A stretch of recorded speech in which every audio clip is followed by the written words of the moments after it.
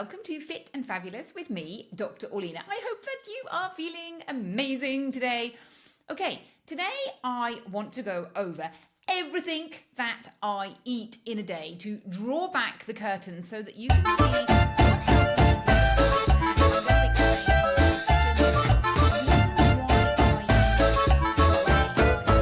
Now, a few things to keep in mind when I tell you this, because it's not just about like listening to what I eat. It's really about thinking, okay, I want to create, or you want to create, a system that works for you. So a lot of the time I see people who have the intention to eat healthily, but what happens are two big problems. The first big problem is that they don't really have a system that supports them. What do I mean by that? I mean that you get back from work, you're tired, you're stressed, you look in the cupboard, there's nothing there, your brain goes, what on earth am I going to make for dinner?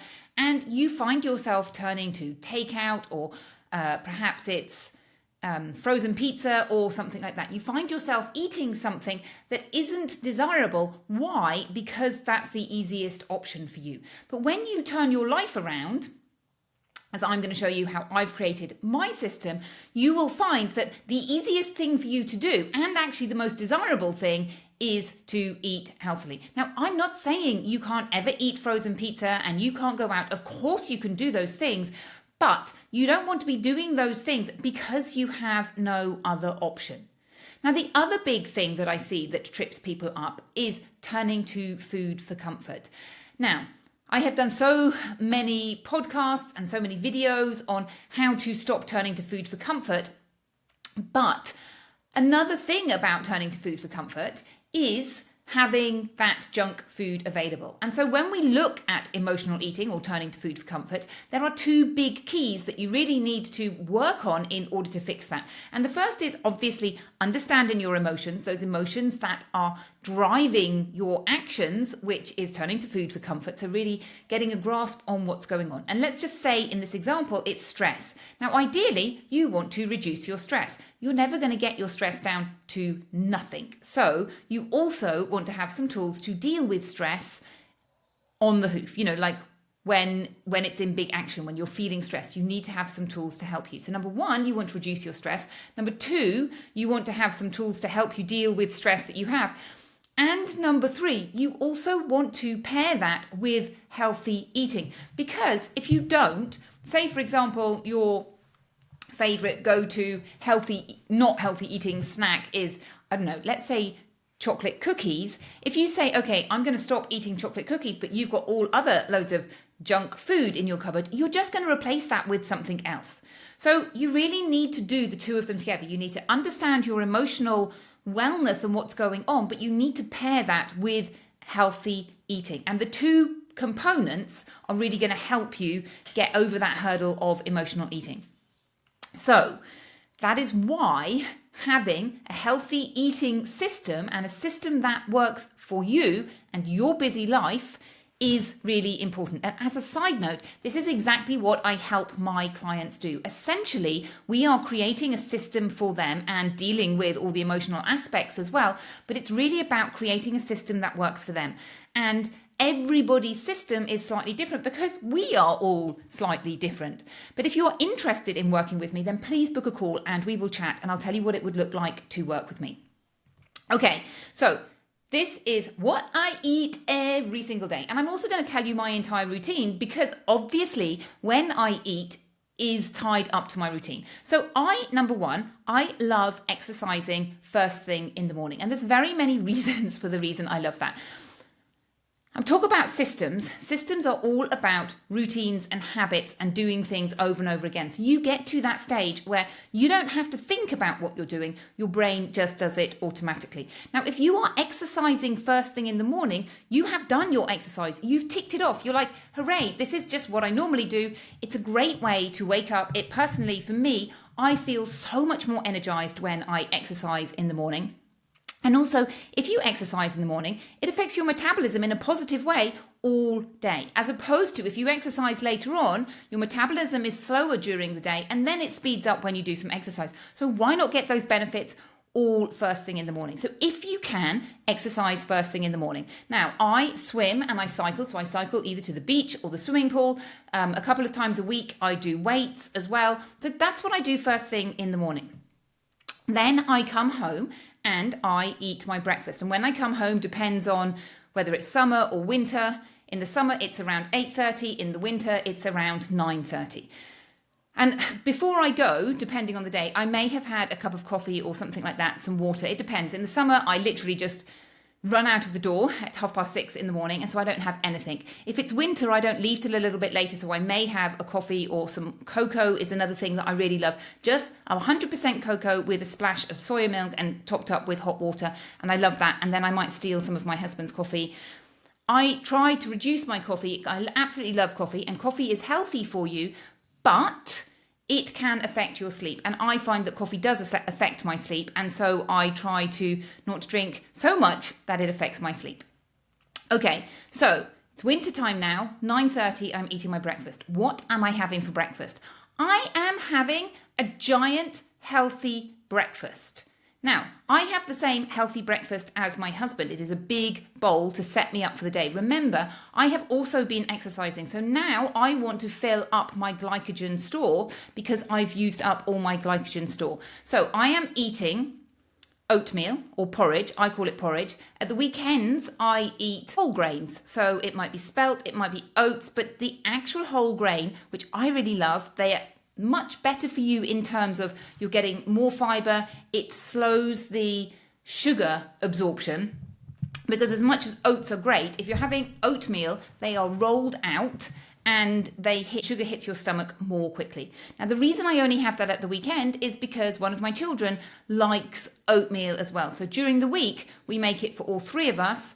And at the weekend, he has something different. So it's just one of those easier things.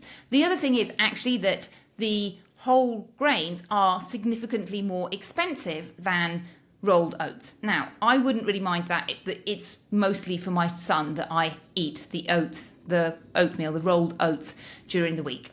So I don't just have a big bowl of oatmeal. I have fruit, whatever fruit is in season. So this morning we call them khakis here. I think they're called persimmons, and they're like a big orange fruit that has a very short season, autumnal fruit. It's a bit like jam and marmalade, but super, super sweet. So at the moment, persimmon, a bit of pear, a bit of banana, other things I might have. We've just finished summer, so in the summer I'd be eating peaches and nectarines and apricots and plums and things like that. So, but I have a reasonable amount of fruit, and I eat a lot of fruit during my day, as you will see. So fruit and then nuts and seeds, a reasonable amount of nuts and seeds. So I might have almonds and walnuts.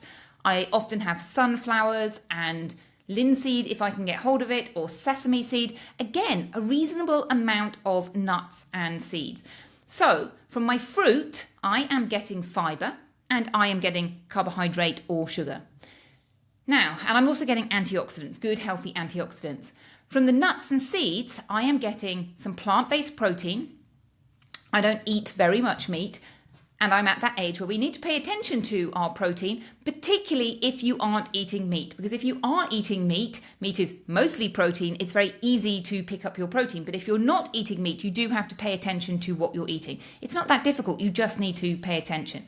So from my nuts and seeds, I'm getting protein, a little bit of fiber, and I'm getting some healthy fats as well. And our body does need fat. So side note, there are 3 macronutrients. Carbohydrates, which are basically sugars, which we do need. That's the fuel that we run. Unless you're doing a ketogenic diet, you're basically using sugar as a fuel. Now, you can divide sugars into different sugars. So we've got what I call white refined carbohydrates, which we want to avoid. You've got vegetables, which are wrapped up in fiber and a good source of carbohydrate. And then you've got fiber as well, which is a carbohydrate, and it's one that we don't digest. It passes through you, but you do want to make sure that you have a diet high in fiber. You want to be eating 30 grams of fiber a day, and you find that fiber in fruit and vegetables and whole grains and lentils and legumes and things like that.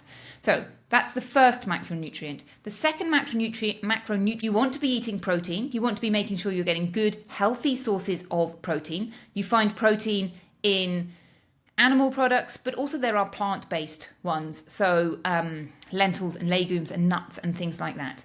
And then your third one is fat. And we do need some fat. Again, you can divide fats up into, there are some really awful ones, which you don't want to have. And there are some healthy ones like extra virgin olive oil and avocado oil, which are healthy for us. The most healthy is extra virgin olive oil because it comes with antioxidants as well.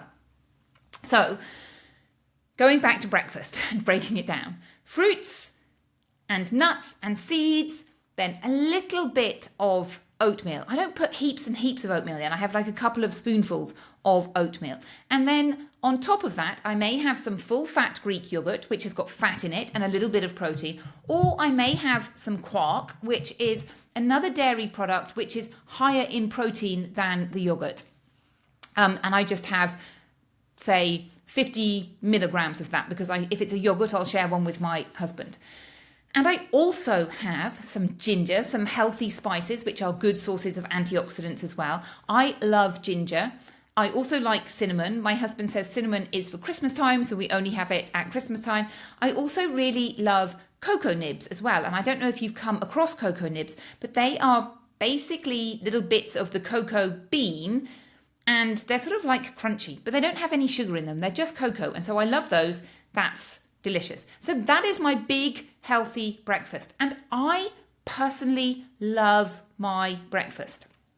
Now, you might be thinking about, okay, you've done your exercise. You could not eat for a while. You could do some more intermittent fasting. And I could do that if I wanted to.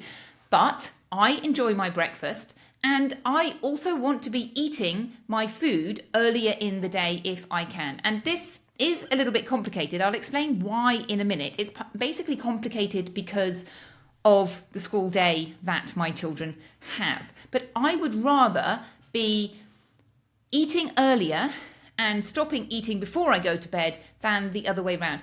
But it is a personal choice. It is about what works for you.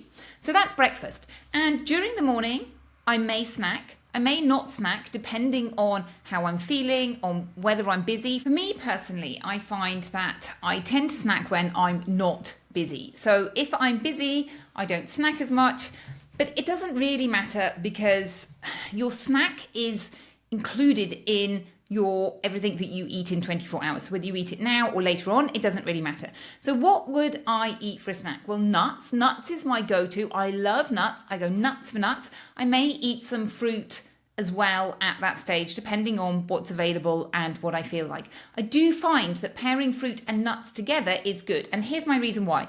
I could just eat loads and loads of nuts.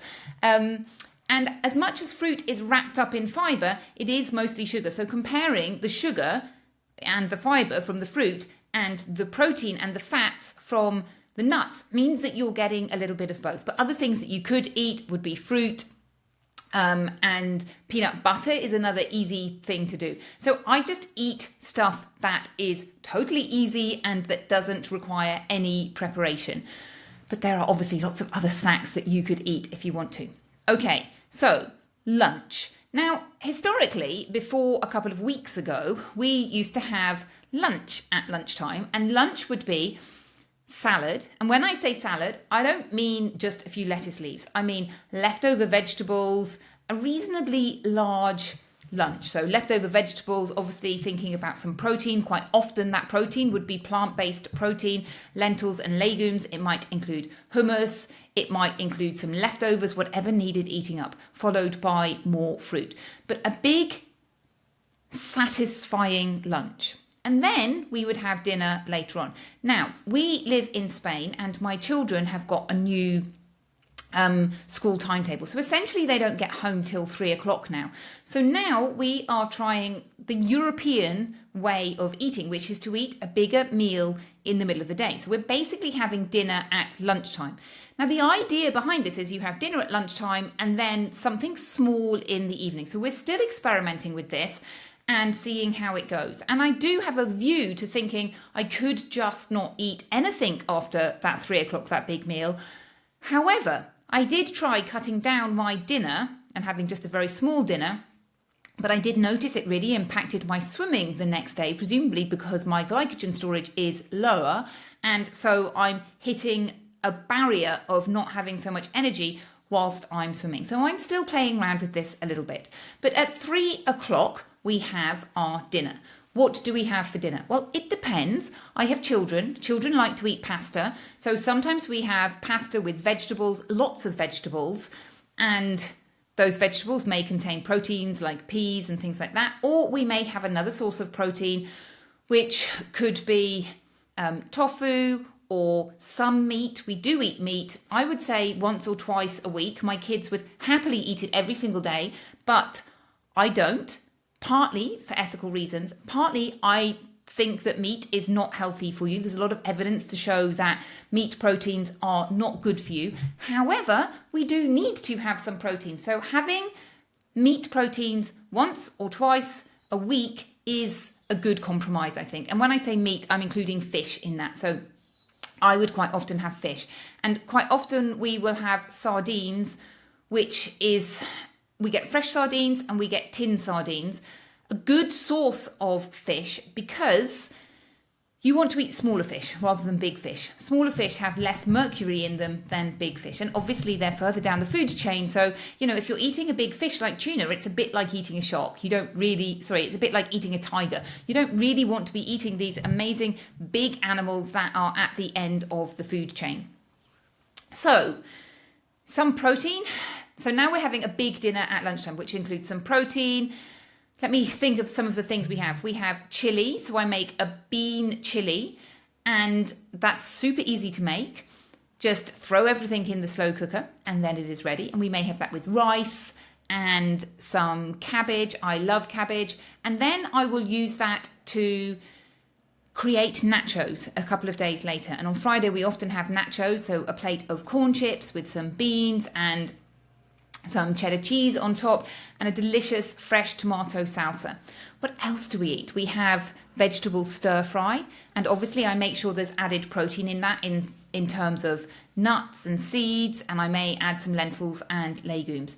We may have a vegetable pie, again, another really easy recipe to make, or spaghetti bolognese or pasta, the same kind of thing, really. So I have a few recipes that we rotate round. My husband makes what we call his yummy, delicious soup. It is essentially chorizo soup. It's got a little bit of chorizo in it. It's got lots of lentils and legumes, which are really easy. And you may be hearing me say lentils and legumes over and over again. Why? Because there was a study that showed that eating a portion of lentils and legumes a day helps you live longer. Plus, they are a very good source of plant-based protein. So we have a few different dinners, fresh, easy to create food at lunchtime. And now we have lunch at dinner, basically. So later on at 6 or 7, we have another smaller snack to eat. Now, I have found that when you have a big meal at 3, you don't really feel hungry at 6 o'clock. So I wanted to bring my eating window closer and eat not so much, but I'm finding actually that we're eating later, partly because of the kids' activities that they do and things like that, that sometimes they don't get home till 7:30, so we're having a snack then. Now, they will often have a sandwich and I will have a salad, perhaps some yogurt, perhaps some fruit, something smaller. What I am finding is that that meal that I'm eating in the evening is less than the lunch that I used to eat. So overall, I think I'm eating less. Now, I'm not saying that everybody needs to eat less. I'm saying that I found that I was constantly feeling full up and feeling like I was eating too much. And yes, I could have just eaten less, but this way seems to be working for us.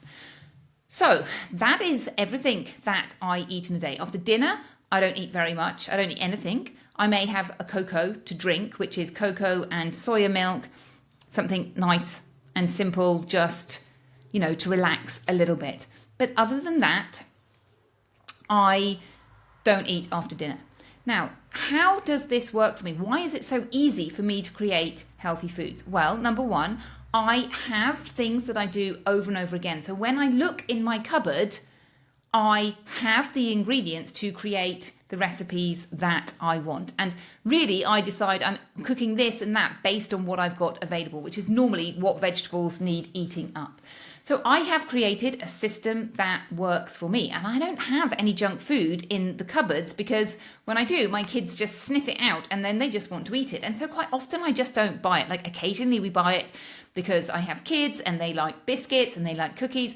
And I'm not saying they shouldn't ever eat it, but I would just rather they were eating healthy things. And occasionally I make them healthier snacks and healthier treats. So one thing that I make them is an apple slice with some cooked apples and some oats and things like this. But I have found that I go to all of this effort to create this stuff and they're just as happy eating that as they are eating fruit or something else, and they just find stuff to eat. So in a nutshell, it is about creating your system that works for you so that it is easy for you to enjoy healthy foods and that you just have the tools at your fingertips. It's easier for you to eat the healthy foods that you enjoy eating than it is for you to eat the less healthy food. And right now you might be saying, yeah, but it's easier for me to eat the less healthy food. Well, in that case, you haven't got your system generated. You haven't created your system in a way that works for you, because it should just be easy for you to eat healthy foods. As I say, if you're interested in me helping you set up that system, then please book a call and we will chat. Okay, I hope that was useful. Have a wonderful week and I will see you again next week. Goodbye.